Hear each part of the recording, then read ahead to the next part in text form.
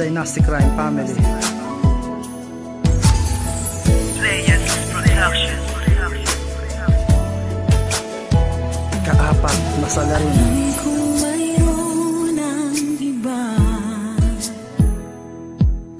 sa kilos mo'y nadarama,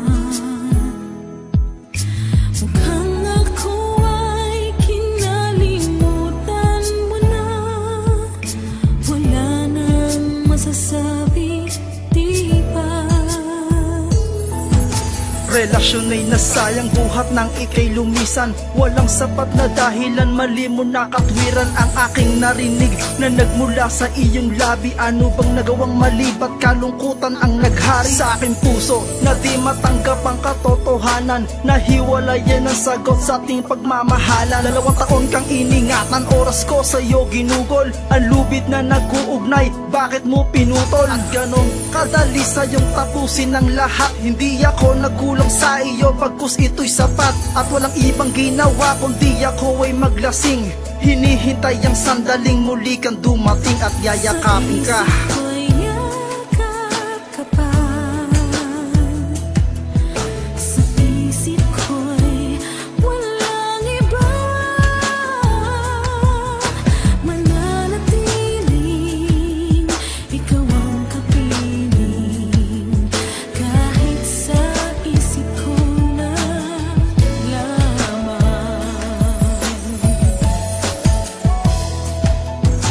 Umabot na sa puntong parang gusto kong lisanin ang mundo na ito, pagkat mahirap para sa akin na labanan ang kalungkutan na iyong dinulot. Ang dating masaya ngayon ay masalimuot, at punong-puno ng hinagpis ang buong paligid. Hinihiling na bumalik ang dating pag-ibig na sa aking nagbuo ng aking mga pangarap. Handa na maghintay na muli kang makayakap. Ngunit paano naman lahat ay magagawa to ngayong wala ka na at sumama ka sa iyong bago na hindi mo pa lubusan nakilala, o ako na mas matagal mo nang nakasama. Sa isip ko'y yakap ka pa,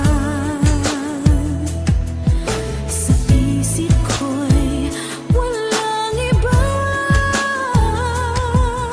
Mananatiling ikaw ang kapiling, kahit sa isip ko na lamang.